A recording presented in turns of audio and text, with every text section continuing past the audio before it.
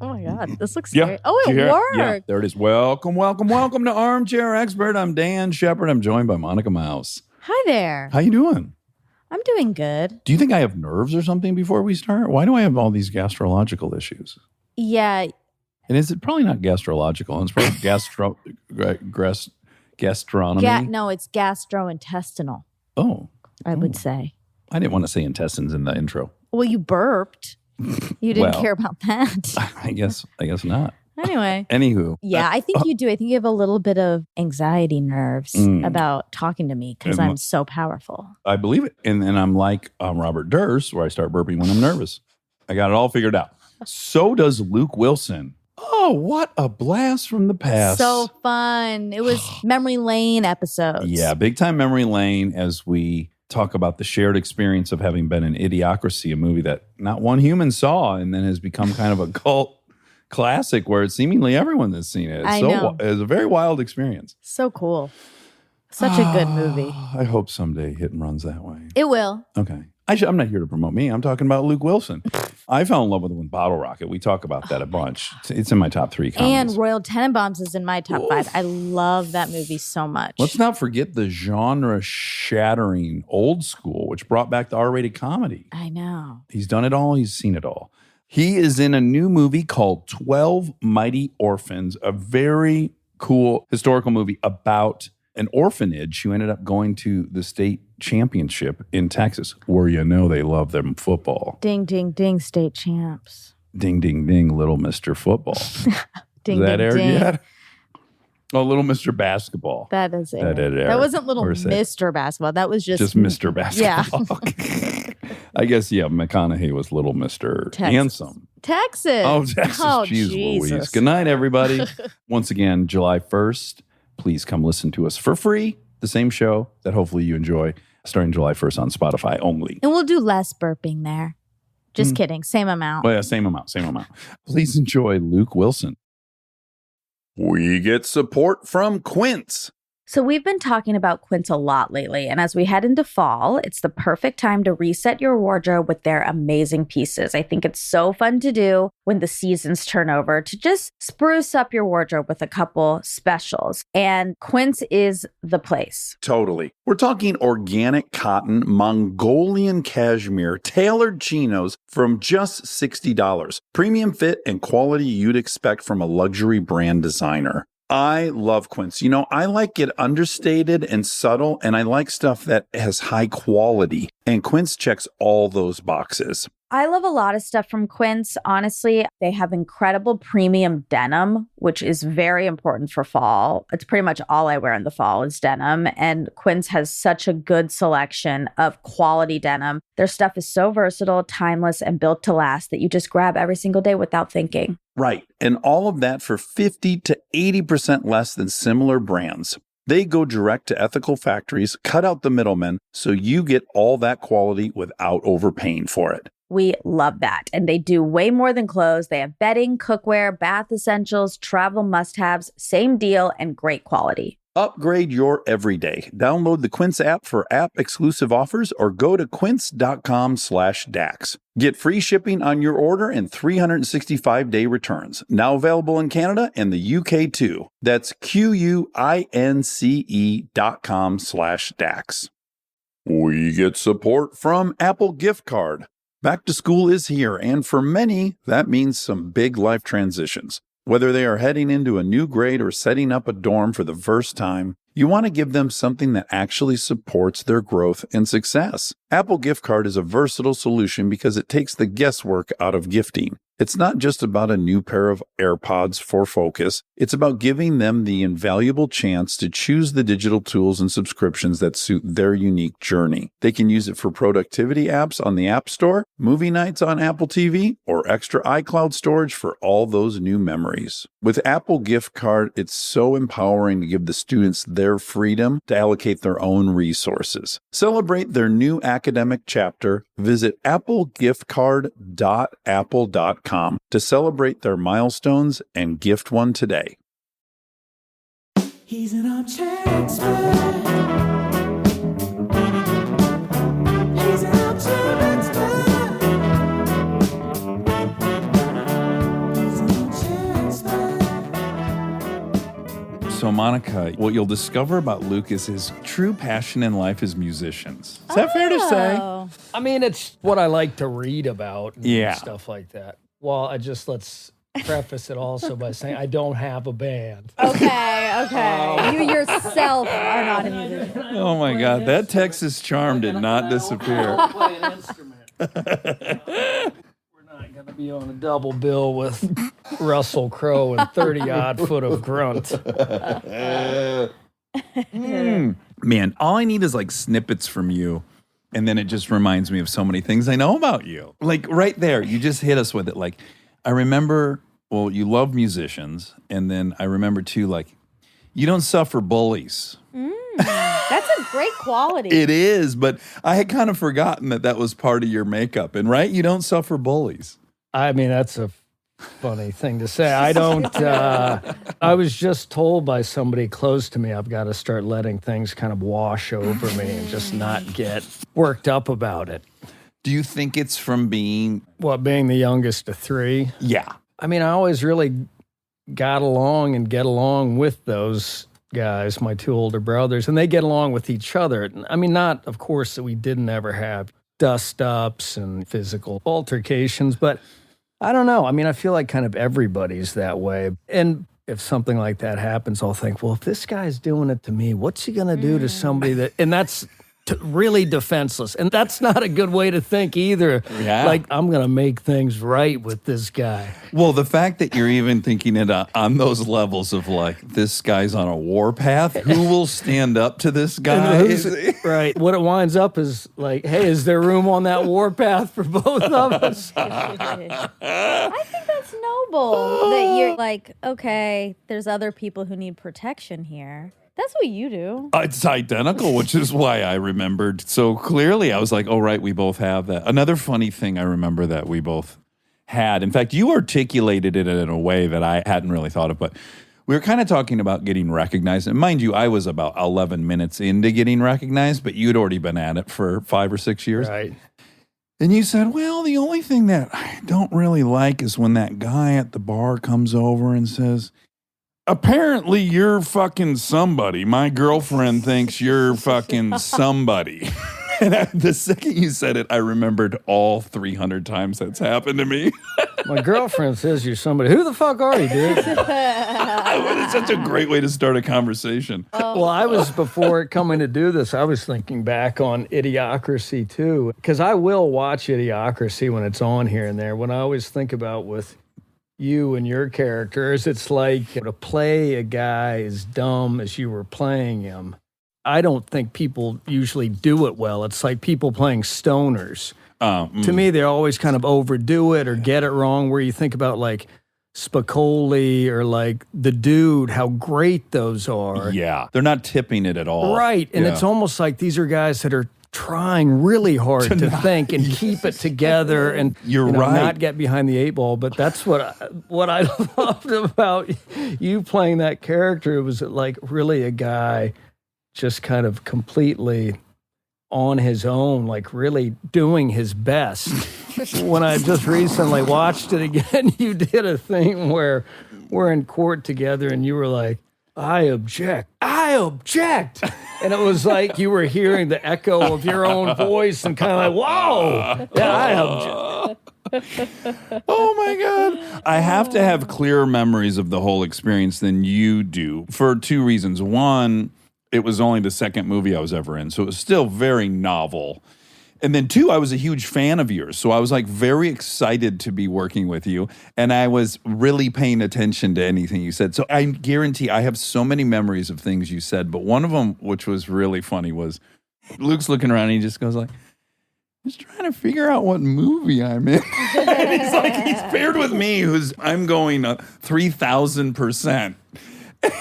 And you were the only sane person in the universe. I can remember asking Mike, like, there'd be certain jokes, and I'd say, can we get away with this? And Mike would be like, well, you don't think it's funny? And I was like, no. I think it's funny, but I shouldn't be the mark of whether or not something's funny or not. But yeah, that was quite an experience. That is one of those movies where since it became popular with people in retrospect. And I can still remember it being a Wednesday.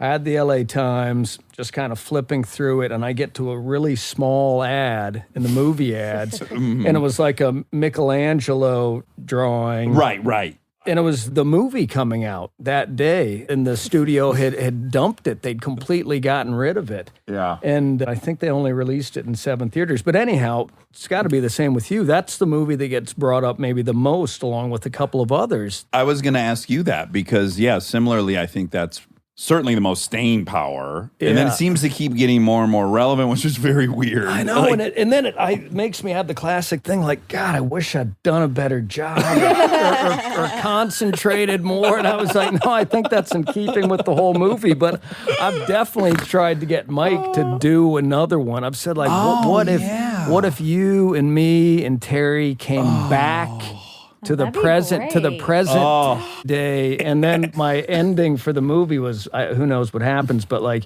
you do become president, Terry winds up taking over like a movie studio. Oh my God. It is among the weirdest experiences I've had doing a movie in that, like, we both read that script. It's still probably the funniest script I ever read in my life. Yeah. Where I just was like, oh my God, each page there's an incredible joke. Whether it's like the billboard of the cigarettes, like, if you don't smoke Carlton, fuck you. Or whatever they were. Right. Or that Fuddruckers had slowly evolved into butt fuckers. Right. Like all these little things that were in writing. And you were kind of like, how do they execute this? So you just went in kind of going like, well, it's the greatest script and I love Mike Judge and he's brilliant. But what'll happen? Yeah. And then you're there and you're like, oh, this is the future.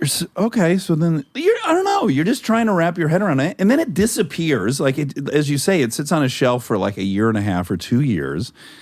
And then it comes out and no one has seen it. No one sees it for at least a year and a half before someone says something. And then it just gains momentum. And I don't even know how, I can't even remember how people would have started to see it, whether it was like rentals or DVDs. I mean, it has to go back to DVDs at that point. Yeah, but 2004 DVDs and maybe Showtime or something. Right. But like Time Magazine has like written essays about it. And I remember like Jackson Brown told me he loved it. And I was like, Jackson's just like this sensitive singer-songwriter. Like I remember hearing that Axl Rose loved it. Oh, really? Wow, like, that's exciting. Yeah. Wow. But definitely have never had a movie like that where it's just disappeared and then come back with so many people getting a kick out of it. Yeah, and even like the election, I guess 4 years ago, they were doing screenings all around That's town. when it really, I feel like, came back big time. Yeah. Well, I can remember when he was elected that there was somebody in the Trump cabinet from Carl's Jr. I was like, okay, no, really, there was a cabinet member, and I thought, yeah, that's pretty unbelievable. Pretty great. That's some real foresight. But I wonder if you have the feeling I do too. It's like people will stop and give me a compliment about Idiocracy. And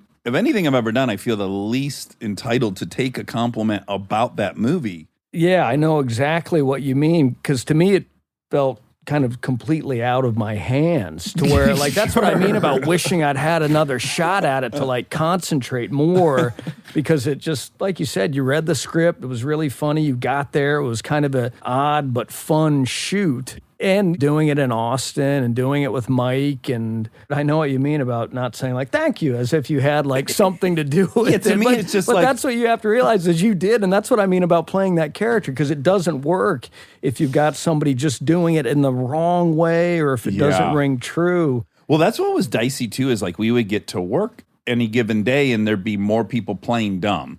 So you really didn't know what was on the menu any day. I remember there was one guy where I was like, so how is this going to work with this guy in the scene? And Mike was like, don't worry, he's a DJ from Waco. And I was like, that's what you're going to tell me when I'm trying to like make a scene work? It's all going to wash out in the end because this guy's a DJ from Waco. Once the America finds out he's a DJ, it'll be fine. And then also like members of the Ghetto Boys would show up.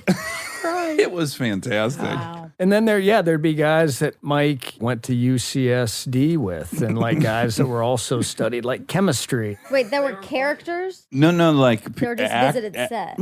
a mix. Okay. So they'd visit and then they'd be in a scene the next day. Yeah. Right. And then, I remember there was one guy who, Mike went to college with, and the guy was like a physicist or something. And of course, he's playing a moron, and looks like a moron. Yeah, but he's actually kind of a semi-genius. But yeah, he has a real like appreciation for characters.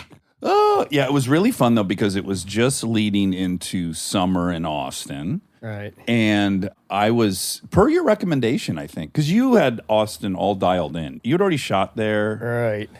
Old School had just come out, by the way, when we started this movie. He was in the biggest comedy of the summer. Yeah, I mean, Austin now, that was like the last great period to me in Austin, and not to sound like one of those old guys talking about the old days. But, what was so fun about Austin is you could go there, no traffic, bomb around town, eat anywhere. Yeah. You could get a table at Guero's in 5 minutes. Exactly.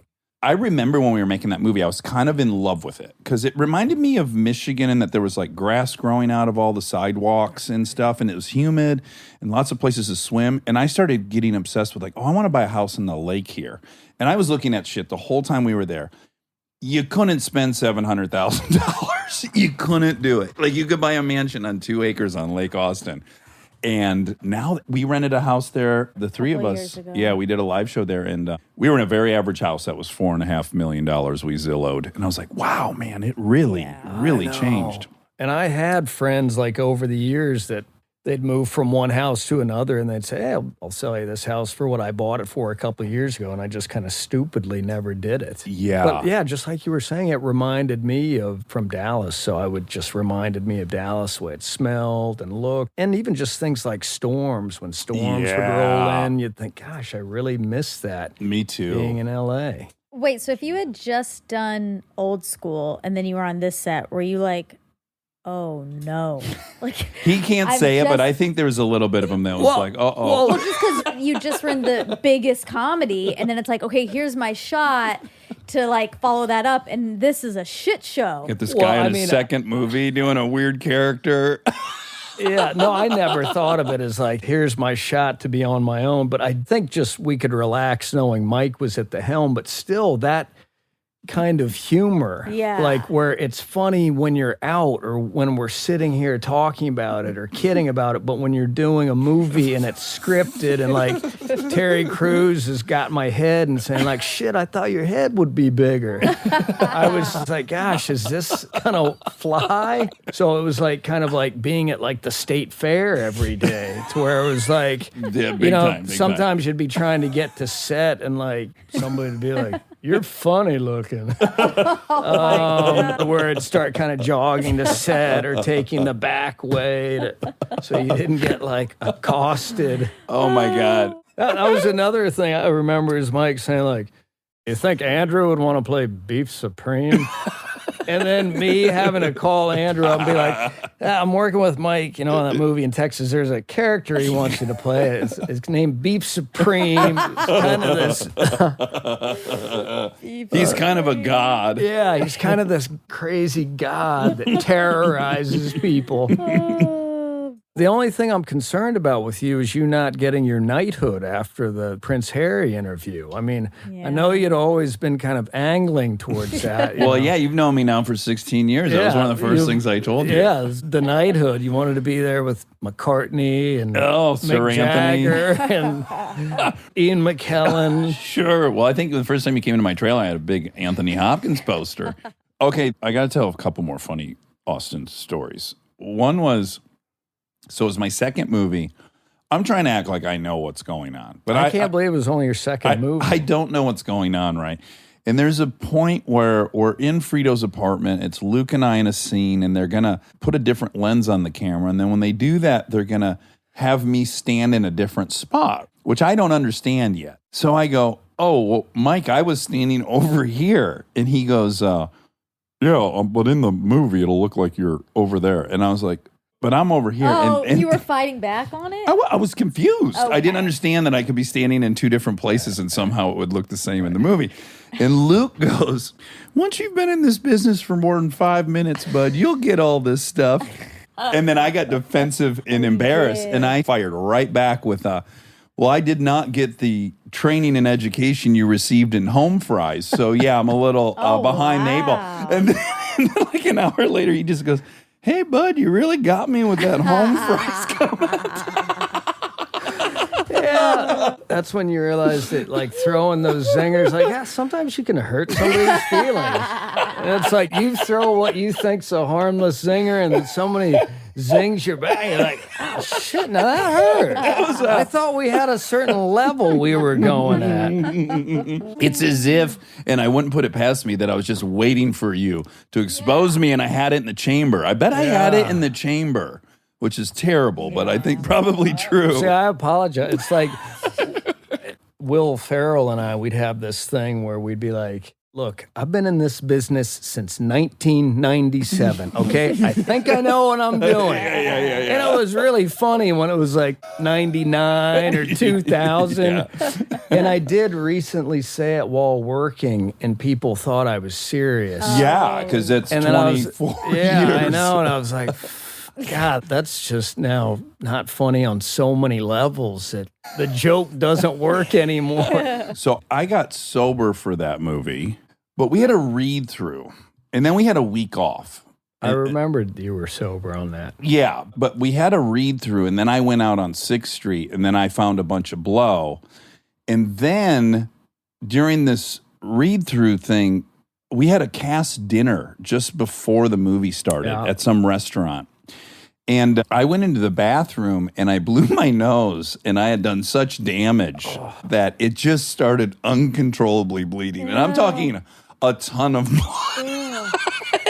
And I was just sitting in this bathroom, like just dealing with the fallout of that little slip from before. And I'm like, how long am I going to be? And when I come out, if I can't get this under control, I'm going to have to come up with tissue in my nose, I suppose. Which would have seemed kind of in character, man. This guy's already gotten started on his character. You got on your second movie. I remember how on point you were on that, because I can remember days coming in and being not feeling great, and like looking over at you, looking, bright-eyed and bushy-tailed and being kind of envious. Sure. You hadn't been out burning the candle. Yeah, which brings me to, we would have a couple, like, occasionally. Yeah, it was of some curiosity to you that I was sober, of course. And then I was like, yeah, well, I'm an alcoholic and a drug addict and everything. And you would be like, how bad has it gotten? And I would kind of like tell you, like, well, this is when I discovered you read so many books about musicians, because you're like, yeah, like it sounded manageable to you. Yeah, which now, knowing what I know now, I'm embarrassed that I was even asking you about it, but you were kind of open about it. But yeah, you hear people saying that. And this person said, well, why not give it a try? Which I hope I didn't say anything like that. But I was certainly curious, more out of kind of admiration for what you were doing, especially being in a town like Austin, which is just known for being kind of like a good time. The one night I partied there, it was exceptional. I couldn't have done, I wouldn't have been at work. I think if I would have tried to run it there. And then you had a buddy who had a speedboat. We went out on the speedboat. We went swimming at his house. We went skinny dipping together. Do you remember that? Of course. Oh, your man doesn't forget. There's a headline for us. That was out on Lake Austin. Lake Austin. Right. Yeah. And then at Charles's house, we did some skinny dipping. Right. Yeah, in Great the evening. spot. Yeah. Real secluded. spot. Real prive. Very prive. I think it's just because we didn't have any trunks. It wasn't as if we were trying to. No, yeah. It's like we ended up back there, and it was a warm night. This pool was You don't have to calling. justify it. Yeah, it was Bree, and I forget your then girlfriend's name, and then I and you. And yeah, we just got in the raw and took a dip. It was great. Now, did you guys make the Bottle Rocket short in Austin? We made it in Dallas. Oh, in Dallas. Yeah. And how about the feature?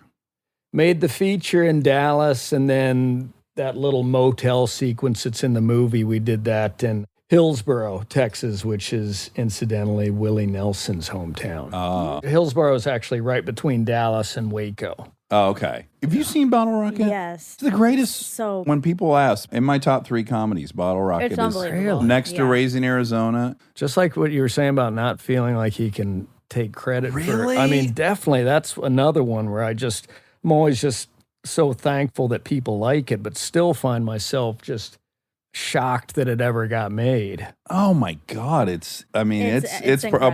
perfect comedy. Oh, There's thank something too, I guess like Wes's movies got more complicated and interesting and more meticulous. Right. But And they're visual. and visual.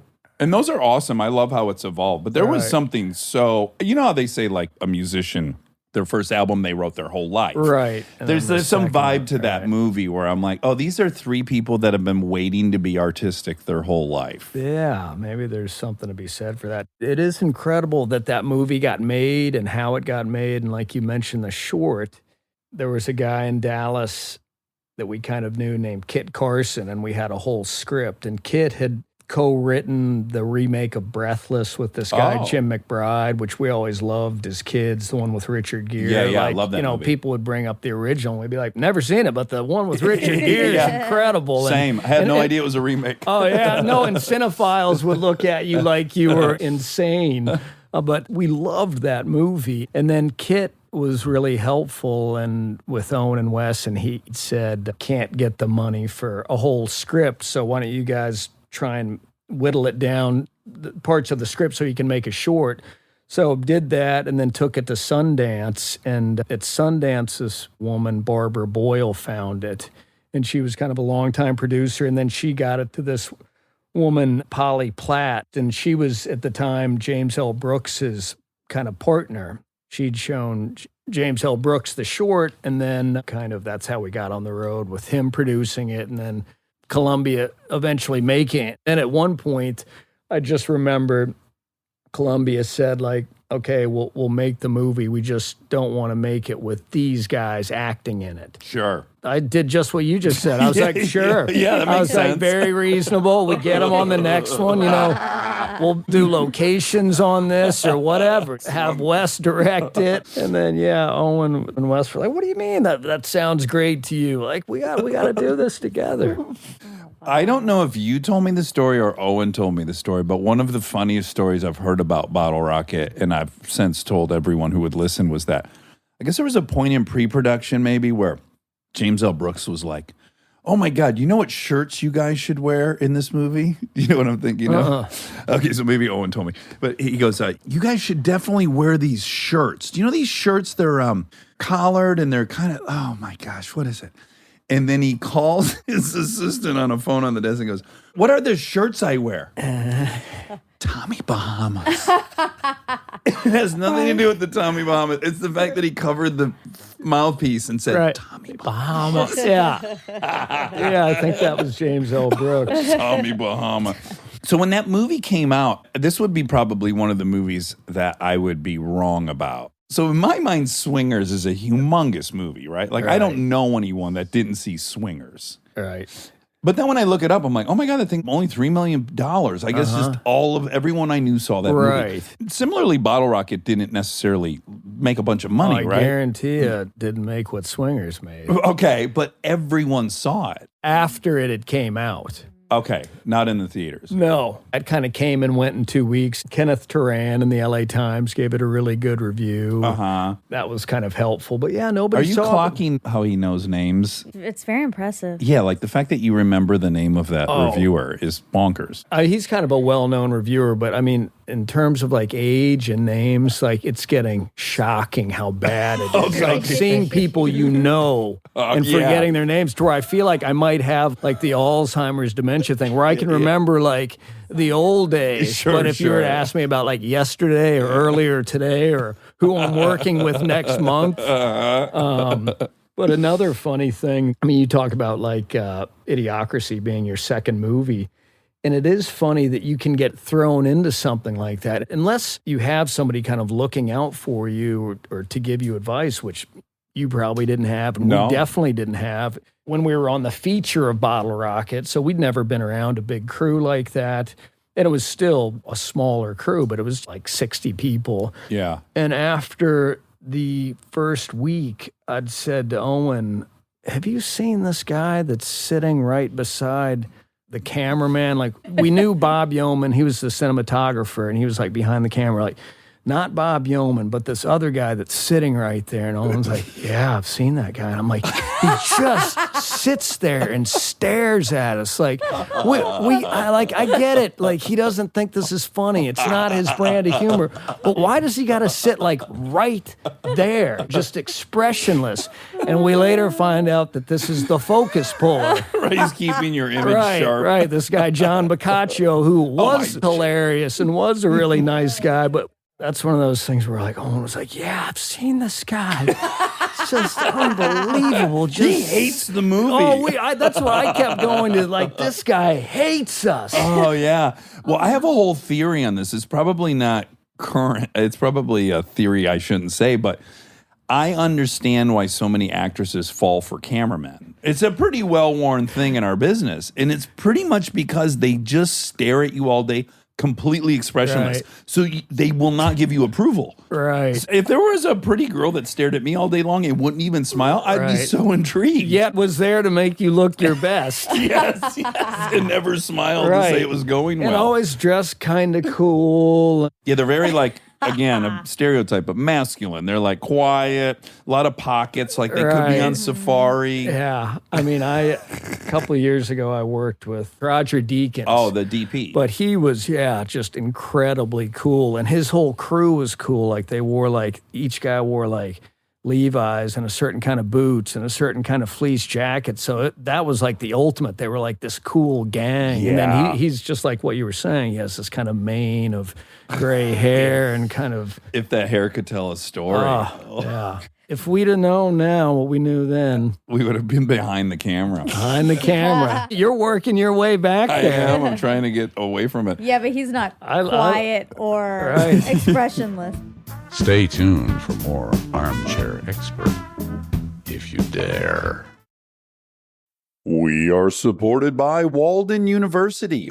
You know that feeling when you've been thinking about making a move, going after the degree, the promotion, the thing you keep telling yourself you'll get to someday? Walden University is built for that moment. For over 50 years, Walden has helped working professionals get the W, the knowledge, the skills, and the confidence to create real change in their careers and communities. Their programs are designed around your life, not the other way around. With Tempo Learning available in select programs, there are no rigid schedules or set weekly deadlines. You move at your own pace. And Walden's faculty aren't just academics. They're practitioners who bring real-world experience into everything they teach. From your first class to career coaching and beyond, Walden is your partner the whole way. Take the first step and learn at a pace that works for you. Visit waldenu.edu. Walden University. Set a course for change. Certified to operate by Chev. This episode is brought to you by the new Max original comedy series, Stuart Fails to Save the Universe. From the world and creators of The Big Bang Theory comes a new comedy series. Stuart Bloom, comic book store owner and lovable underdog, accidentally breaks a device built by Sheldon and Leonard and kicks off a full-blown multiverse Armageddon. Now, he's on a mission to put reality back together alongside his girlfriend Denise, a geologist named Bert, and physicist Barry Kripke. Along the way, they're running into alternate universe versions of characters you already know and love. Check out the new Max original comedy series, Stuart Fails to Save the Universe, now streaming exclusively on HBO Max with new episodes Thursday at 9 p.m. Eastern. Subscription required. This episode is brought to you by SoFi, the all-in-one finance app where you can bank, borrow, and invest all in one place. Let's talk bank accounts for a second. The average bank savings rate is 0.39% in interest. You're earning pennies on your savings, but it does not have to be that way. With SoFi high-yield checking and savings, the money barely making moves sitting in your savings account can earn over 8 times the national average savings rate with eligible direct deposit. No account or overdraft fees, which feels rare these days. You can get your paycheck up to 2 days early, perfect for getting ahead of a bill or grabbing what you need right when you need it. Plus, get up to a $300 welcome bonus when you sign up with eligible direct deposit. Sign up for SoFi checking and savings at SoFi.com/armchair. SoFi checking and savings is offered through SoFi Bank N.A., member FDIC. Terms apply. This episode is brought to you by ServiceNow. Look, I have my dream job. I get to talk to folks I admire like crazy and ask them virtually any question that I want to. I can't imagine a better way to spend my time. But even dream jobs have some not so dreamy parts, the stuff that gets in the way of the actual work. Now, that's where ServiceNow's AI specialists come in. They don't just tell you what you should do about your busy work. They actually do it, start to finish. Cases closed, requests handled, no extra work for you. So you and your team can focus on what matters most, which for me is, are they obsessed with male bodies on the same level as I am? They never are. To learn how to put AI to work for people, visit servicenow.com.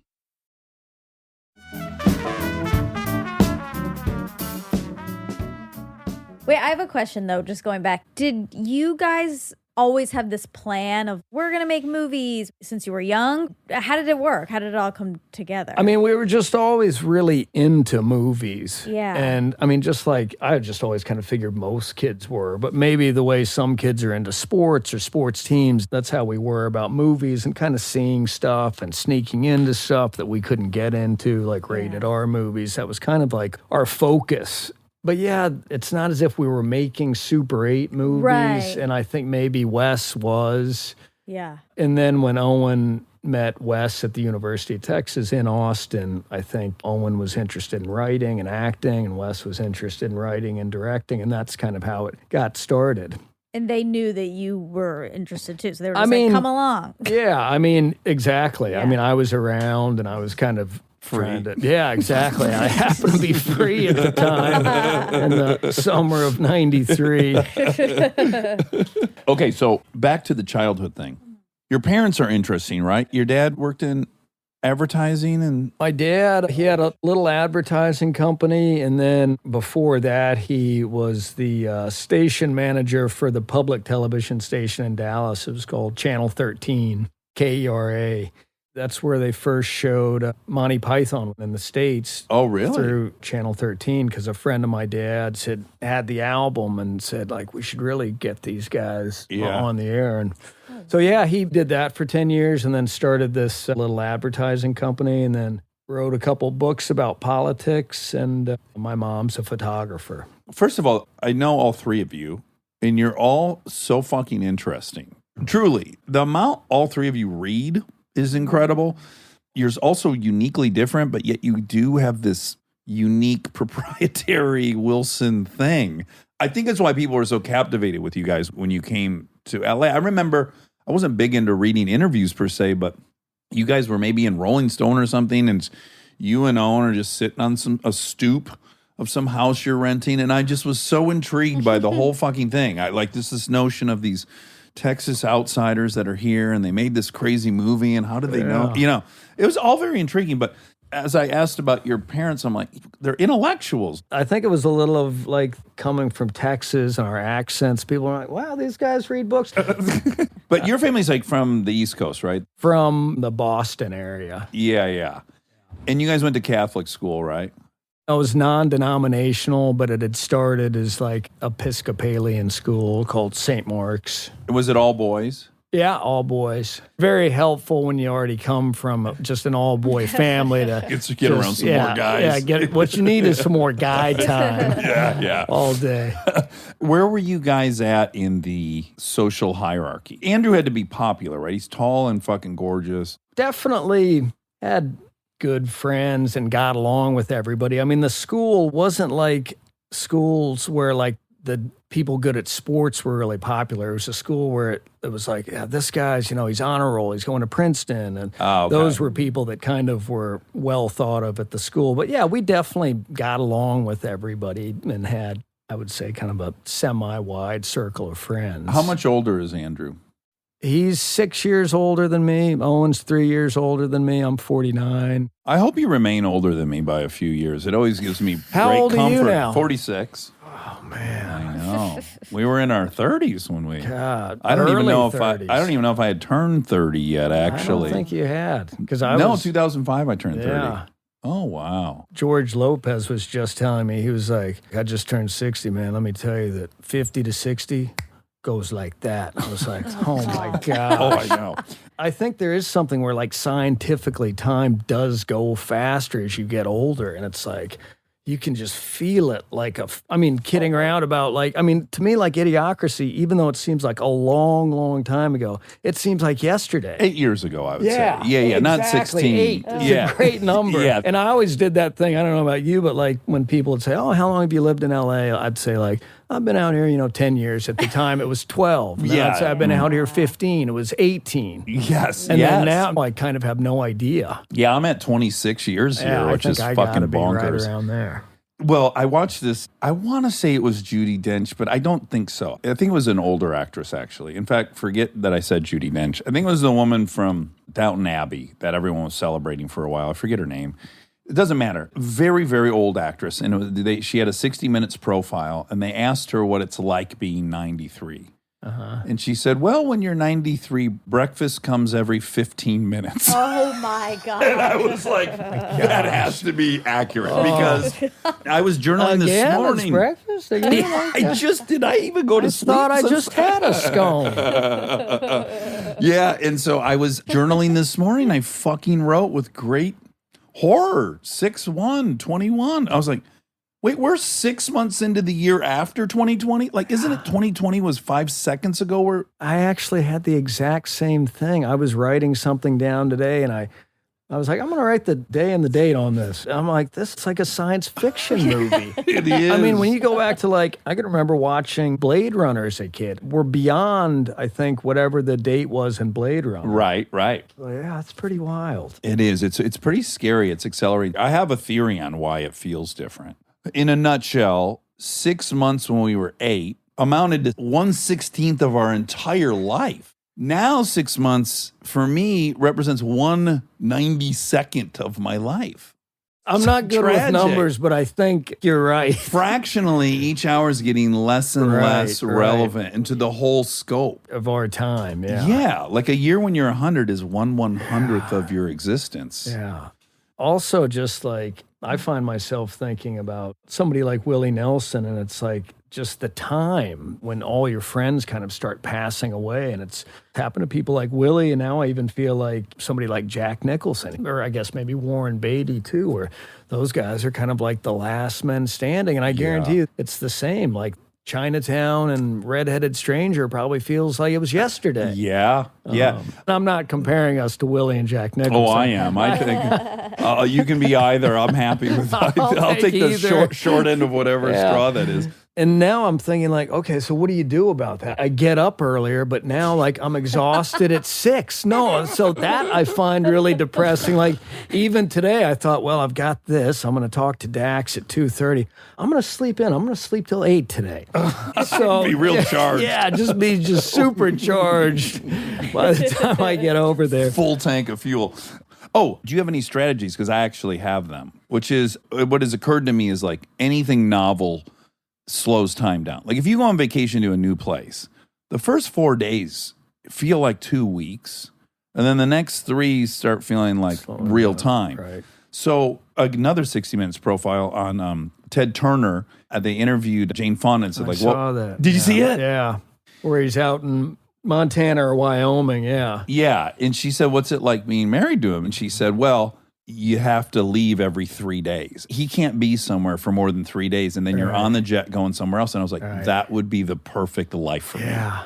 Would you like to just perpetually go somewhere? Right. I think that was a good profile, too, because he's struggling with like Alzheimer's, dementia, and you could kind of tell how much they cared about each other, him and Jane Fonda. Yes. Yeah, it was a very bittersweet, like you could tell. He still had pictures of her. He's in love with her. He just could not stay faithful. That's kind of part of the flying around. Yeah, you got to get out of town. Right. In my fantasy of being Ted Turner, too, I'm always flying west. So you're always chasing the sun. That's one way to look at it. I just like the idea of picking up 3 hours every morning. Like it would make me wake up so early. Because you know, if you go to Hawaii, you're like, oh fuck, I'm up at 5. It feels great. I gotta start doing this at home. Yes, I tell myself that. But if you could just keep going west, you're just gaining hours all the time. I think there's a short story or a short film there. Westward ho. Go west, young man.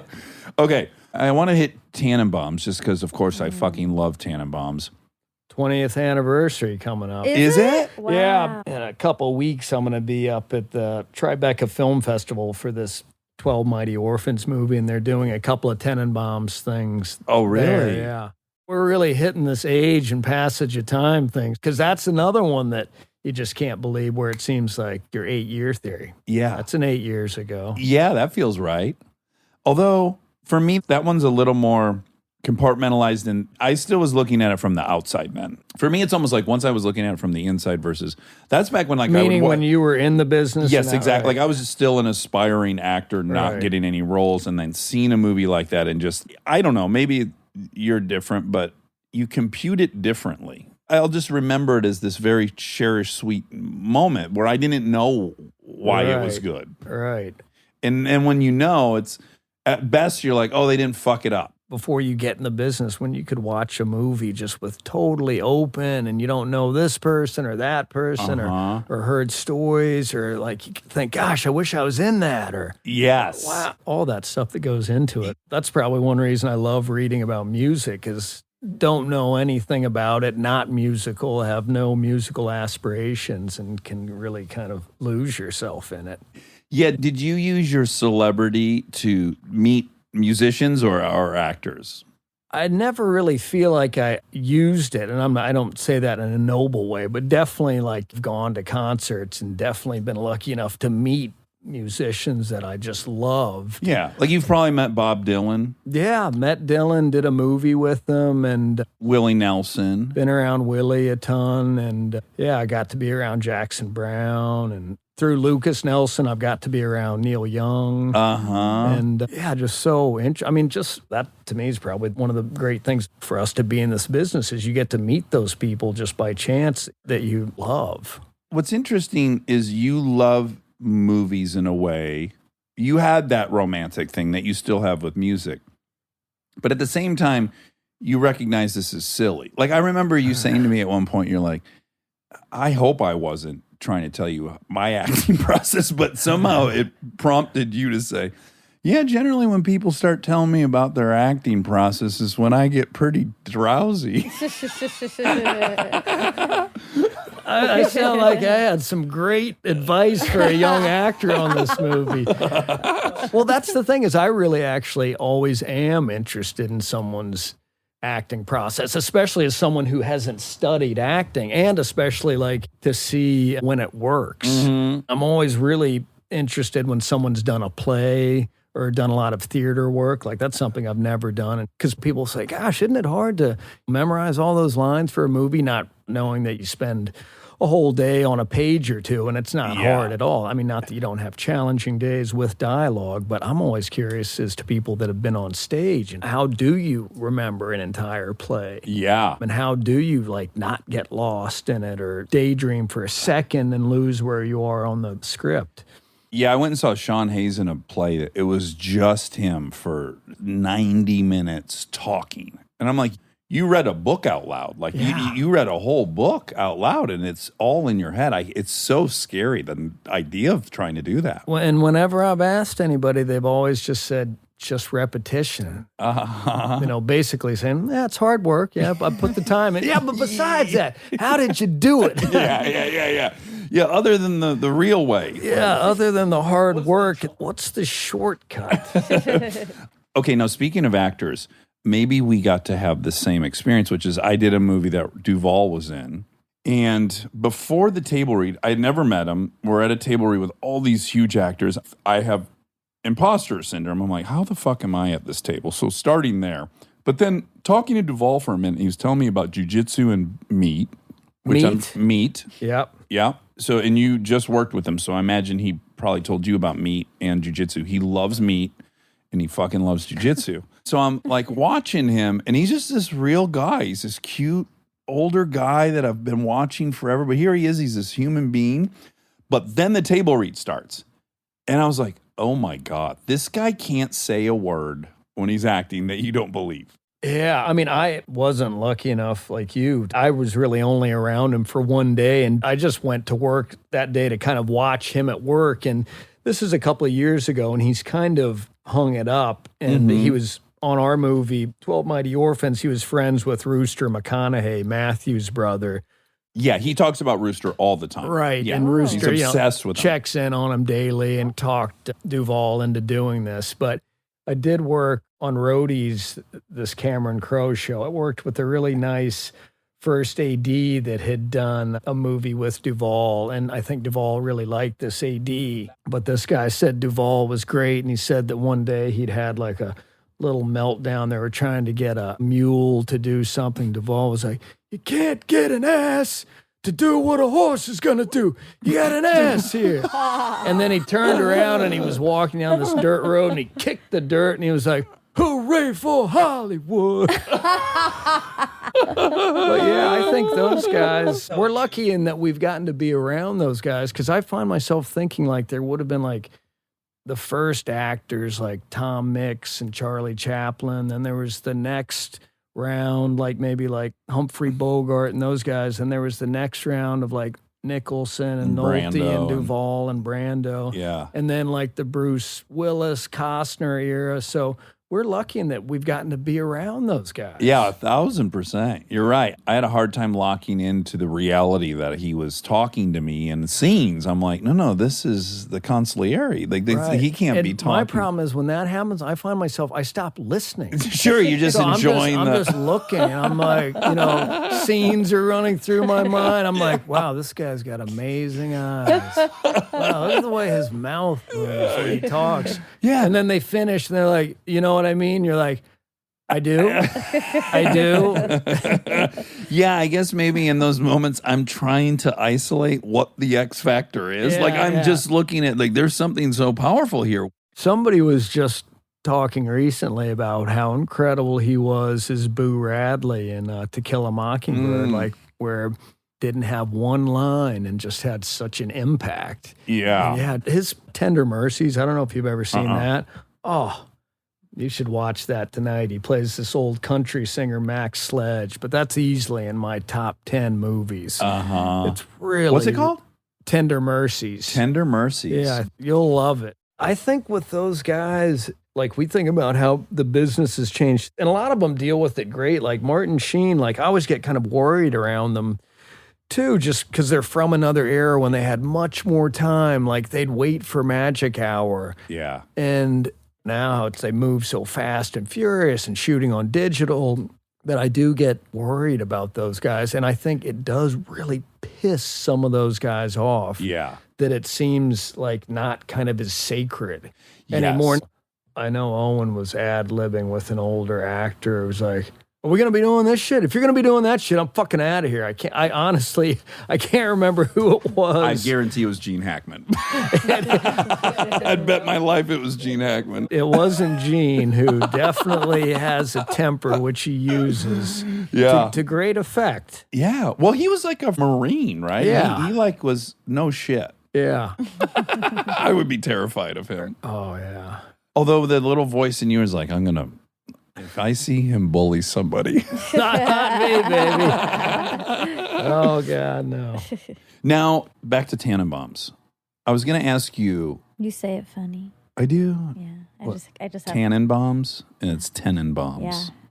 You're right. Just Good, for good you. catch. Just for you. Good catch. It's okay. It's like John Huston in Chinatown calling J.J. Gittes Mr. Gitz. Mr. Gitz. Okay. That movie is so good. It's so fucking good. Oh.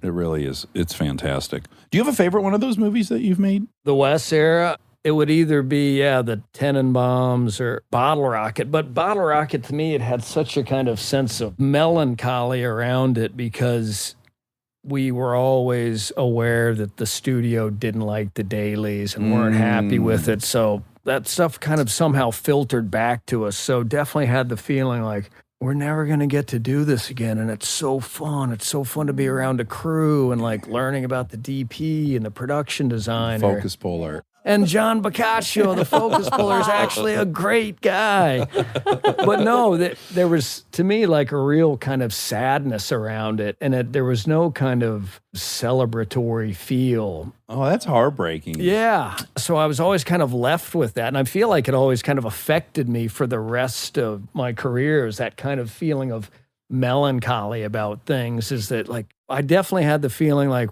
we're never going to get to do this again. And that's too bad, because this I love. Oh, yeah. You know, people would ask growing up, like, what do you want to do? And I just remember saying, like, I don't know, but I want to move from like one thing to another, do a job, finish a job. And that's really what I can remember saying, like on career day. And I think it was probably influenced by my dad, like in advertising. I knew that he'd have one client, a campaign or a brochure, or like a business report, and he'd do it and he'd be really excited about it and finish it and then on to the next thing. But there was also, just that kind of, we were also kind of innocent back then. It is a bummer, though, that is life, though, that you couldn't just be doing it going like, this is awesome. It is what it is. Maybe we'll get to do it again. Maybe we won't, but we're certainly not going to miss this. Right. Or like, gosh, this is the beginning of something great. And this is the beginning of us all getting to do stuff. So there was that, which now I can kind of reflect on in a positive way. But the Tenenbaums, we'd done Bottle Rocket in Dallas and then Rushmore in Houston, where Wes was from, to suddenly then be in Manhattan, and Gwyneth was there, and Gene Hackman, and Angelica Houston, and Danny Glover, and Bill Murray. So that did seem like all of a sudden like it was kind of supercharged. Yeah. And to then shoot on the streets of like New York, which had never gotten the chance to do that was very exciting. And always, I did love the script and the story. Mm-hmm. And it was just fun to see Wes get to have all the toys. Yeah. Okay. We got to talk about 12 Mighty Orphans, which we already talked about. Duvall's in it, who we love, and Martin Sheen's in it. We love Martin Sheen. I had not met him, but what I was thinking about working with Martin is that I kind of grew up in like the blockbuster video era, where I hadn't seen any of his movies in the theaters. You know, would have been too young for Apocalypse Now, and just once started getting into movies, went back and saw Badlands. So he was the kind of guy that started learning about through videos. Yeah. Great score. Remember the score? Yeah. It later got ripped off for True Romance. Right. Real kind of tinkly score. Vibraphone. Right. Yeah, I can't remember who the person was that did it, but really incredible. But he's just such a good guy. And also, I think he's an activist and just a great spirit. And like what we were saying, like he's, I think, almost 80. So I would always be kind of worried about, we'd be in these scenes, it would be me and him, and then we had all these boys playing the team, and we'd be shooting outside, so moving really fast and trying to beat the sun. And like being conscious of those guys, actors and actresses that are from another era and kind of used to things moving at a different pace. Yeah. But he just had the best attitude and loved the boys. I've had that experience where it's like, I find those guys inspirational. I'm like, what am I so over this for? Right. This person's here in a smaller role and they're a legend and they're thrilled. Like, I'm a piece of shit. Right. I'll think like, could I be here at like 79, like out on the prairie in Texas, being like, yeah, sure. What's next? Okay, great. Instead, I'm like, you seen catering today? I haven't. I've had a power bar, you know. I guess we're having turkey again. I guess that's sowing dissent as opposed to like bringing everybody together. How factual is this movie? Because I didn't know this story. It's a true story, and I didn't know the story either. But once I signed on to do it, a lot of people did know it. Like friends of mine had read the book, friends of my parents. It was this guy, Jim Dent, wrote the book. It's a New York Times bestseller, and it's about this guy, Rusty Russell, that took over this orphanage in 1939, he and his wife, and he was a teacher and a coach, and it was this Masonic orphanage in Fort Worth, and took it over and kind of turned it around, and then turned this football team around and took them to the state championships. Yeah, which is wild. They're like shoeless orphans that... Yeah. Did he invent the role of quarterback? Did I pick that up correctly? He invented the wing T. He didn't invent the quarterback. But there is that scene where he says, we'll call you the quarterback. Okay. But I always kind of wondered that myself. Yeah. We might be trying to slip that in there. A little fast one. Yeah. Now, when I think of you playing him, in that movie in Texas, that might give me anxiety. Like if I had to play John DeLorean, being from Detroit, or if I had to play Lee Iacocca. I was going to say Iacocca, yeah. I'd be like, I liked that stuff. I hope I'm doing it justice. Everyone's going to expect me to do it justice because this is my backyard. Well, I definitely, and it's like we were kidding around about those older actors having meltdowns. I was working at the time, and when I got the script, and I really liked it, but there were these long monologues, long teaching in the classroom, math, which that just immediately terrified me, long coaching, like, because I played football, but I was notoriously bad for remembering plays. Like, we'd get in a game time situation, and the quarterback would be like, okay, 9:29, left bottle cap. And then he'd be like, okay, Luke, this is what you do. I mean, I'm not kidding, to where I'd be like, okay, thank you. Or my best friend, Joey Newhoff, would be like, Luke, you got to block the safety on this. So I really was nervous about doing it. I wasn't nervous about playing Rusty Russell. People didn't know what he looked like, what he sounded like. He wore glasses, apparently. Yeah, he wore glasses and a we got that fedora. part. But I did have a thing where, like, going back to, like, talking about, like, I've always talked to friends who did plays, like, how do you do that? I said to Ty Roberts, I was like, I'm just telling you, I'm not going to be able to memorize all this dialogue. And Ty's such a nice, kind of soft-spoken guy. He's like, you know, that's okay. You can get cue cards. And I was like, I can't use cue cards. I'm going to be walking around. So it was the thing where I did, like, never have I a month out from a movie or anything started to learn dialogue. Yeah. And then it was like this kind of breakthrough, like, wow, this is why they do it. Like, it's like second nature now. I'm not kind of finishing a scene and be like, I barely made it, baby. Did you consider an earpiece? I did consider it. In fact, I even asked about it because I'd heard about, like... Well, Downey uses one. He used one in The Judge, and he's amazing at it. I've heard that Johnny Depp uses one here and there, but I wound up actually learning the dialogue as a last resort. So low-tech of you. Yeah, but I can't imagine that we won't at some point both have earpieces. Something about you saying, I'm just not going to be able to do this. Oh, complete defeat. Yeah. Is that what you'd want to hear from your lead actor going in a movie? I'm telling you right now, this is from like a guy in his 40s sounding like he's like mid-70s. I'm telling you right now, I'm not going to be able to do all this. So you're going to have to find another way. Let me start this by saying you've hired the wrong person, but here we are. Stay tuned for more Armchair Expert, if you dare. Being a serious business owner takes hard work, patience, and a drive to keep moving forward. So it's important to find a serious business card that goes the extra mile. With the Venture X business card from Capital One, you earn unlimited double miles on every purchase.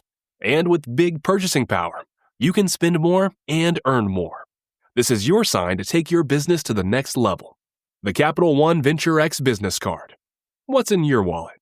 Terms apply. See CapitalOne.com for details. Living your best life means being extra where it counts and skipping the extra where you don't need it. Like in your cleaning products. That's where Seventh Generation comes in. Their bio-based cleaning power delivers a powerful clean with nothing extra in the bottle. Need a dish soap that cuts through the tough grease? A detergent that tackles the worst stains and odors? Seventh Generation handles it all without any dyes or artificial fragrances. Real clean doesn't have to come with a long list of add-ons. Upgrade to a powerful clean without anything extra. Look for Seventh Generation dish soap and laundry detergent wherever you shop for your cleaning products.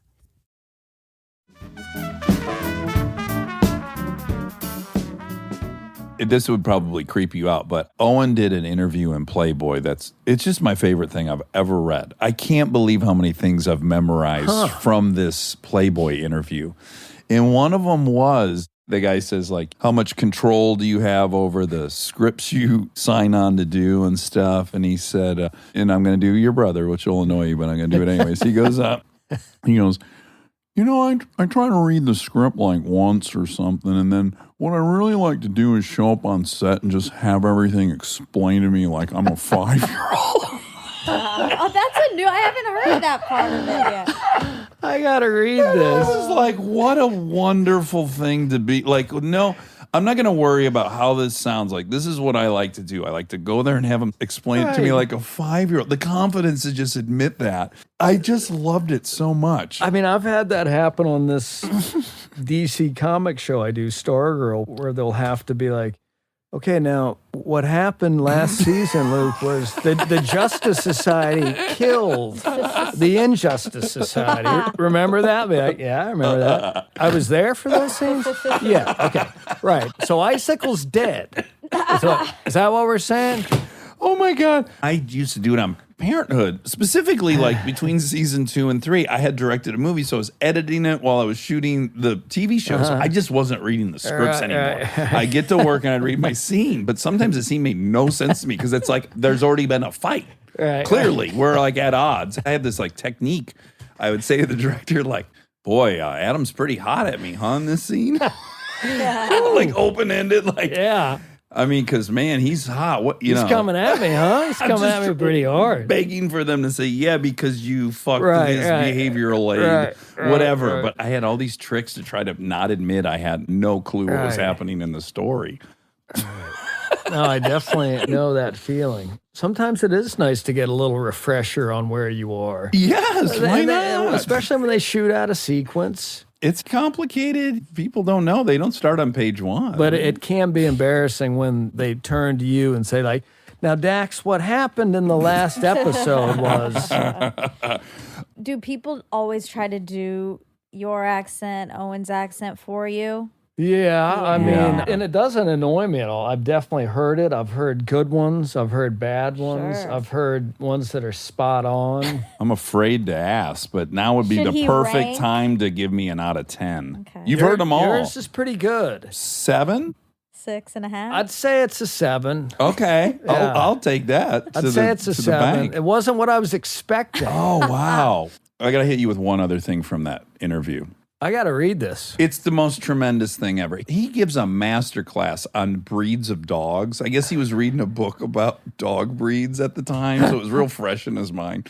But the guy said, do you have a trick for getting out of tickets? He said, well, I don't think it's a trick as much as like when you get pulled over, you're just trying to build to that moment where you look at the cop and he looks at you and you both kind of share a smile like, look at us out here on the side of the road, both playing our roles in this crazy game called life. That's a great one.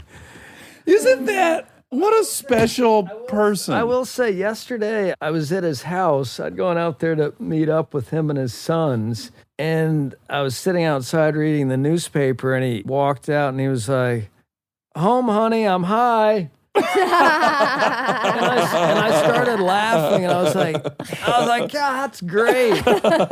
And I was like, what's that from? And he's like, I just made it up. And I was like, there's no way. I can't be.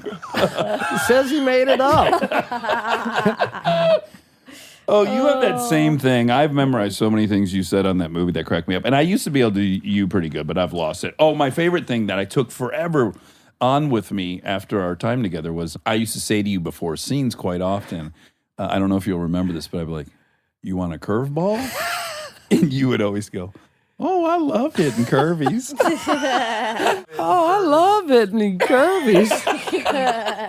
I've said I love hitting curvies for the last 16 years on nearly everything. Hey, if you want to throw a curvy at me, I love hitting curvies. How you feel about a curveball? We got to get Mike to put the band back together. For real, what a great idea. How fun would that be? I would in a second. I can never sell him on the ideas. Like, I'll be like, Mike, seriously, man, people love the movie. We should do it.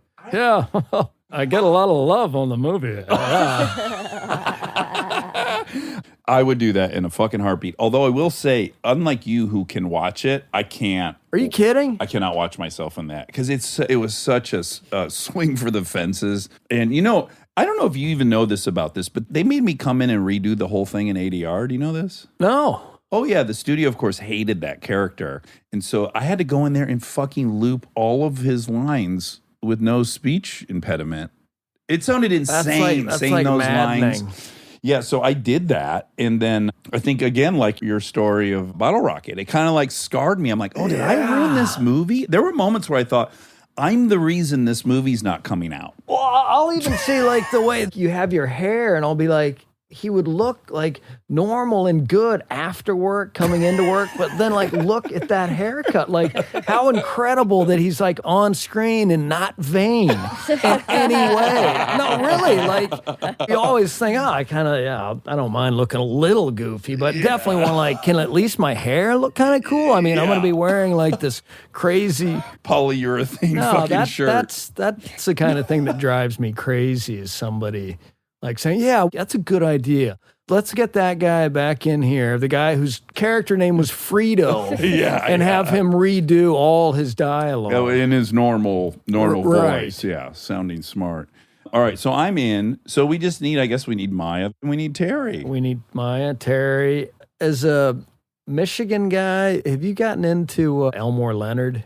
Oh, I mean, in that I love Out of Sight, which that's based on one of his books, right? Yeah. And I think they even shot at a friend of his house up in Bloomfield Hills. Do you like Out of Sight? Yeah, love it. Fucking love that. Yeah, movie. and he loved Out of Sight, I believe, and like was a real fan of like George Clooney and stuff. Yeah, and then the Get Shorty books were Get Shorty from him. was great. Yeah, I don't read much fiction, but in the last few years, I've like gotten into where I'm just down to like his last few books and like starting to kind of panic or think, well, I can just go back to the beginning. My memory's so bad. Yeah, it'll be like reading a new book, but he's incredible. Huh, I've never read one of his books. Oh, man, and would be fun for you there's so much Michigan stuff. I mean, he does Florida stuff too, but there's a lot of good like Michigan stuff and Detroit cop stuff. Yeah, he's cool. Yeah, he's really got a real vibe. He has some good stuff about sobriety too. Oh, he does? Yeah. Oh. Yeah, that I've read. Well, Luke, this has been so fun to see you. I can count on one hand the times I've ran into you in the last 16 years. I saw you in New York one time. We were both walking down the street in New York, and I saw you. And then that might be it. Yeah. So you live on the east side, I live on the west side. Never the twain shall meet. Yeah. Well, let's not make it be that long. No. Well, even if it is, it'll feel like 6-7 years. Exactly. The way we're going, it'll seem like yesterday. I'll see you in 15 minutes and 10 years. Yeah. 12 Mighty Orphans. It opens in Texas, as it should, on June 11th, and then it opens nationwide on June 18th. Excited to see you. It's so awesome. Great to see you. Yeah. Nice to meet you. Nice to meet you. And thank you for taking the time. This was really fun. And now my favorite part of the show, the fact check with my soulmate, Monica Padman. Please hold. I'm placing your call. Please enjoy your conversation with Mr. Smith. Is that what they used to say In the 40s? when you were like 14? Yeah, 1940 when I was 14, tender age of 14. Well, I was born in 1930. Yeah, it'd be 91. Yeah. Yeah. And you're still really with it. So If good I'm job. like this at 91, sign me up. I know. Yeah. Otherwise, don't sign me up. Like we just had this conversation where we were talking about living forever, life expectancy of future generations. Oh, right. Yeah. It's much higher. Yeah, it's higher. But I was saying, someone was basically proposing like, oh, if you could pull back 30 years or 20 years, like shave it off, like go back in time. Okay. And I was like, no, I want to stay this, which makes me happy. I like being 46 enough that I don't want to go back. I want to stay this. I don't want to go back. Right? I don't even know if I want to be this age. Like I might want to be a little older before I get stuck in my age. That's not a bad idea. Yeah. If we get to like get stuck in an age, I bet I would want to be like 38. I felt like you were going to say it. Really? Yeah, I felt like 38. I'm excited for 38. Oh, you're going to knock it out of the park. I wonder what it'll be like then. So that's in 4 years and 2 months? Mm-hmm. Wow. 4 years and 2 months. It'll be 2025. That's all I have to say about that, That's I guess. all we know. Those are the only things we know. For sure is that it'll be 2025 in 4 years. And I'm excited to see where I'll be. I mean, 4 years and 2 months doesn't sound like that long, actually. It's not. Increasingly so. But when you go back 4 years and 2 months, I am in a completely different place in life. Completely. Yeah. We hadn't even started this thing. I know. So your roommates much were just about to move out. Before I moved here? Mm-hmm. I've been here 4 years. At least, yeah. Really? Oh my gosh. This is a big gonna this is a start big crying. episode. This is a big revelation. I think so.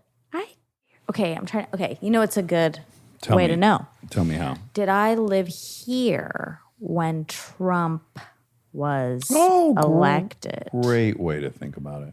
I don't think I did. Really? Yeah. You think you cried at our house and then went back to your apartment? Yeah. Your other one? Uh-huh. Huh. Actually, I know, and I remember a lot of subsequent conversations. I remember having them in that apartment with the family. Oh, okay. Okay, but soon after that, That's a big mile marker for you. well, every 4 years. That's true. For real, the only, I think, I mean, I can remember snapshots of that one for sure. The only one I really remember, like where I was, the whole thing was Obama. Yeah. Like we were in Bora Bora. Oh. She was shooting Couples Retreat. The whole island was like erupting. Yeah, that's fun. And it was a little sad to not be here to celebrate it. Yeah. But also it was like really fun that everyone on the island was really pumped. Happy. Yeah. That's awesome. That was the first election I ever voted in, Oh my gosh. which is exciting. They were waiting I was for in you. college. Anywho, it's just really fun to do that experiment. 4 years ago, where were you and where are you now? Mm-hmm. And do you like the path? Do you not? Yeah. Yeah, my life wasn't as dramatically different 4 years ago. So it's, Oh my God, pardon me. the drama. Jeez, wow. It's a little warm in here. We were going to address that. And now that I've made a clumsy error, it seems like an appropriate time. It's 99 degrees in Los Angeles and I don't have air conditioning. That's not fair. You have it in the kitchen. So in case we wanted to do this podcast in the kitchen, it would work. No, it wouldn't because it'd be all so we'd loud. hear is that loud Yep. window-mounted AC unit. That's the thing, climate change has really fucked up LA specifically because it gets really hot now in the summer and it didn't used to. What I've noticed is more than it gets hot, we have humidity now and we never did. And mosquitoes. Fucking mosquitoes. I know. It didn't get this kind of hot. It didn't used to, which is why they didn't have all this, they didn't have central air in a lot of these places. Oh, right. And now places should have central air because it's too hot. Yes. You're right. But they don't. I don't think it was a matter that it wasn't as hot. It's just they didn't, all these were built in the 20s. They didn't have like good AC units and stuff to. Yeah, but I feel like building owners would have to put it in if they, like in Georgia, there's no such thing as no central air. Like, Right. It doesn't matter how old it is. Yeah. You'd have to put that in if you were renting out a place. Yeah. But they could get away with it here for a long time. Yeah. A lot of places in Michigan don't have it. And it's Really? fucking hot there in the summer. Yeah. Oh my gosh. Well, I remember being at my grandparents' house every summer. I used to spend the whole summer at Papa and Grandma's. And they would have these huge box fans in all the windows. And the windows like lifted up. You know, they slid up and they were almost impossible to get up. Yeah. And then you'd slam the box fan in there to keep it rigid. Right. Sometimes there'd be double box fans going in one window. And they were trying to get the airflow to go through there. And it was just insufferably hot. And you just Yeah. had all these fans going. Ooh. Papa Bob would sleep on the floor in the living room in his tighty whities. Oh. Yeah. He was too hot to wear anything but tighty whities. Yeah. See, That's no way to live. this is not a good way to live. One step away from a caveman. I know. Well, Anywho. climate change. Okay, so Luke Wilson. Yes. I want to say something about Luke Wilson that I didn't say because I actually didn't think about it until we got to the Royal Tenenbaums part because I forgot that he was in it. Like I just hadn't thought about that being on his resume. Then it came up and I was like, oh yeah, I fucking love that movie so much. Callie and I loved it. And we loved him in it. Yeah. He was so We had sad. crushes. You in particular. I can't speak for Callie, but I always Yeah, speak for you. I wanted to fix him. Yeah, he was sad. He was melancholy, and he was on the verge of crying for sure all the time. Yeah. And you needed to help him. But then he had a shaved head in part of it, and we liked that look. It looked great. Yeah. Yeah. Very few people can pull off a shaved head. Well, he did well it. As he, well, he's a very handsome guy, symmetrical. Yeah. I have that movie poster at my parents' house. It's a great poster. All the production design is so specific and stimulating in most Wes Anderson movies, but I'd say that's kind of the high watermark is Tenenbaums. Yes. I was really into movie posters for a little bit. Sure. Yeah. Well, you're into movies and acting. Yeah. So Can you guess, since you like guessing stuff, Yeah. the first 3 movie posters I bought? Can I have some sense of what age you were? Well, Royal Tenenbaums is one of them, so Yeah, I the know. other two. Yeah. So I was in, I guess I would have been in High school. like late high school, early college, probably. Okay, I'm going to go with the obvious. Good Will Hunting. Yes. Yes. And Royal Tenenbaums. Am I saying that correctly now? Tenenbaums. Tenenbaums. And It's a hard one. Yeah, number 3, Ocean's 11. Oh my God.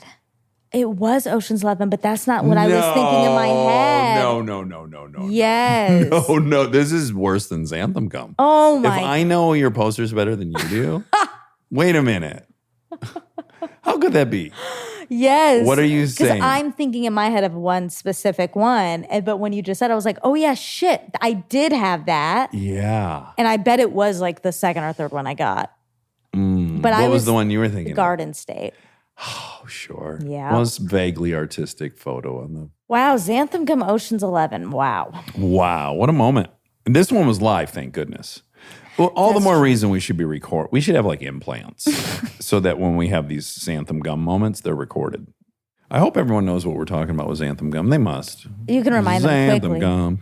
Monica said she had made up a song about Xanthan Gum. I said, please sing it for me. She said, I refuse to sing it for you. I said, is this the song? Xanthan Gum. Da da da da da da da Xanthan Gum. And she almost had a heart attack. Yeah, that's crazier than Ocean's 11. That was. I don't know. Yeah, because I love Ocean's 11. That's so you true. went in with some. I don't know why Why the hell would you ever come up with that tune? It makes no sense. Wow. we still don't know. Still a mystery. That's one thing we don't know. Unlike in 4 years, If it'll be there's a 2025. God, when you meet he or she, will you inquire, hey, what happened with that Xanthan Gum song? Yeah. How'd that happen? And will that be in your top 10 things to ask him? Like Yeah. riddles of your life? Or alien. If it's, I don't know who it'll be that yeah, whatever all-powerful being Yeah. when we meet them. Yeah. Yes. I will ask the Almighty Okay. and I will report back because I think I'm probably going to go before you. So I'll send a sign. That is a really weird thing to think, Well, statistically speaking. I hope we go at the exact same time. Sure, that'd be ideal. But odds are, very, very strong odds are that I will pass on before you do. Oh, this conversation is making me scared. I don't want to talk about it All anymore. right. Okay. Anyway. Xanthan Gum. Well, it's kind of a ding, ding, ding to Idiocracy. How so? Well, Future? time travel. Were we talking about that? Well, like I'm going to travel back to tell you with a message that why it was Xanthan Gum. That's right. That's right. I mean, it's a little bit of a stretch of a ding, ding, ding, but it still kind of works. Yeah. Well, what's great is he didn't have to solve the riddle of time travel for that movie. He just solved the riddle of cryogenic technology that you could go to sleep for 1,000 years and then be brought back. Well, it could be a ding, ding, ding because we could be in those things right now. Like cryogenically frozen could be part of the simulation. Yeah. And probably is. Yeah, I really got convinced watching TV, I guess, last night that it was the thing David was saying and that we're actually just running inside of a computer as a model. Yeah. To figure out. That part was complicated. Yeah. There's also versions where basically on a set and like really there's nothing behind that wall. But when I get up to go there, they've like set it. Isn't that crazy? It is.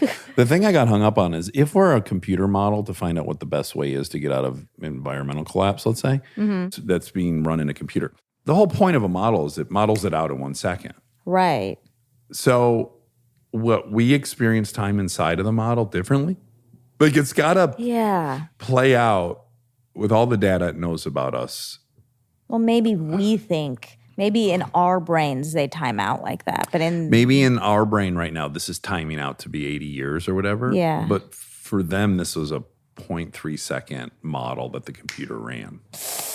Whoa. Oh. That's very scary. Oh, that's scary.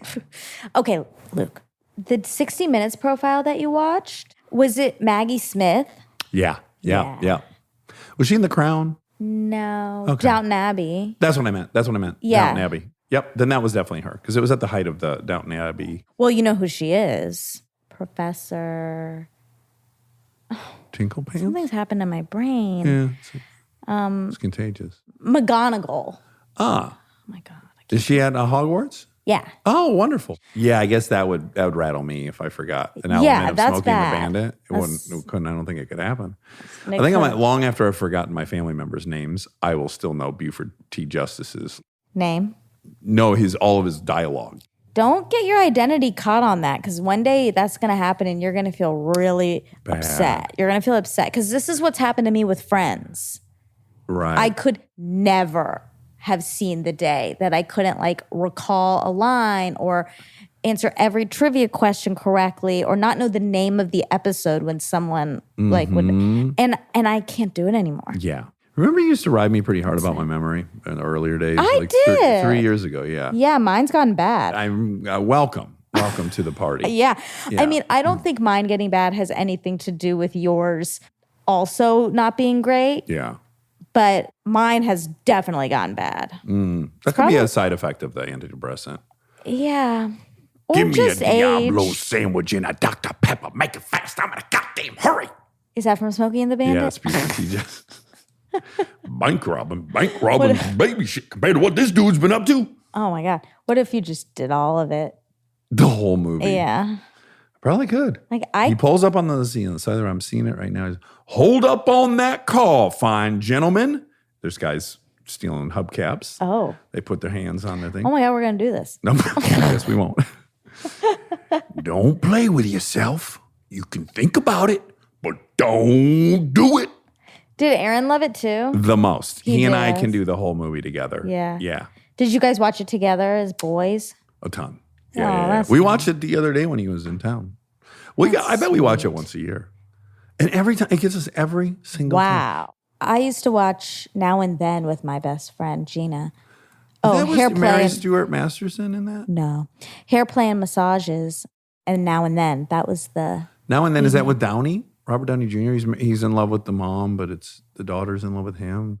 No. Now and Then is 4 women. They were all best friends as kids growing up. They all get together later in life. They hadn't been around each other in a while. And then it's like looking back and it's flashbacks. It's such a good movie. And we would watch it, 3 times a week. And you're sure it wasn't called Beaches? I'm sure. Okay. So sounds like a similar I'm story. 100% sure. Okay. 4 friends. Uh-huh. And then they're like kind of solving a murder mystery along the way. It's Ooh. incredible. That sounds great. Watch it if you haven't seen it. I Shout will. out Now and Then. But isn't that fun? Like Now and Then is a movie that I feel like most girls have seen. Yeah. Maybe Smokey and the Bandit is the same for Yeah, boys. well, I don't know a boy who's not seen that movie. Yeah. That's my age. Right. It was Because- also the second biggest movie of 1977. Yeah. It was an enormous hit. Yeah. Same I with think Now it's and Then. Just behind Jaws. I don't think Now so. and Then was first in In 1977. international box office? Okay. What year is Blade Runner set? 2019. Oh, boy. November 2019. Well, we blew by that. Oh my God, this is a time travel. Ding, ding, ding. It is. At this point, you're right. You've got your ding. Thank you. I Yeah. earned it. Yeah, you Oof. did. You fall for it.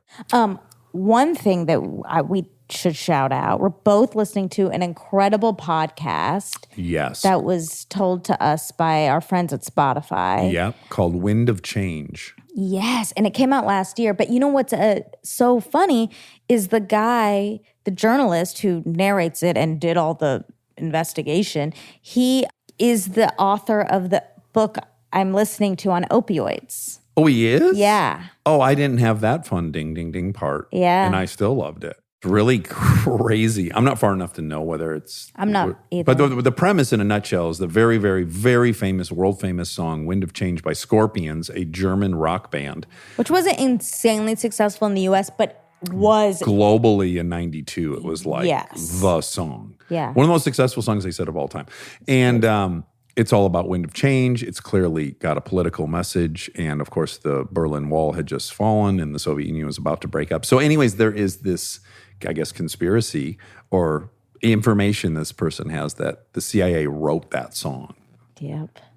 and that it worked. It's so fascinating. Yeah, it's really fascinating. I would highly recommend it. Stop listening to our show and listen to Wind of Change. No, you can listen to our show and When to Change both on Spotify. Boom. Really well done. Thank you. That's all. Love you. Love you.